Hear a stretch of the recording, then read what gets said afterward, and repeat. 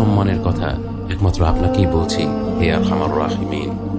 আপনিই তো প্রতিটি দুর্বল ব্যক্তির রব এবং আপনিই আমার রব। আপনি কার কাছে আমাকে ছেড়ে দিলেন? এমন অচেনা মানুষদের কাছে যারা আমার ক্ষতি করতে চায়, নাকি এমন শত্রুর কাছে যাকে আপনি আমার চেয়ে অধিক শক্তি দিয়েছেন? হে আল্লাহ, যদি আপনি আমার উপর রাগ না করে থাকেন তাহলে এর কিছুতে আমার কিছু আসে যায় না, কিন্তু আপনার আশ্রয় পেলে আমার পরিস্থিতি আরেকটু সহনীয় হবে।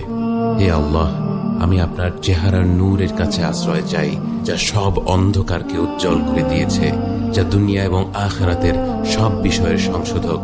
আল্লাহ, আপনার রাগ এবং অসন্তুষ্টি থেকে আমি রেহাই চাই।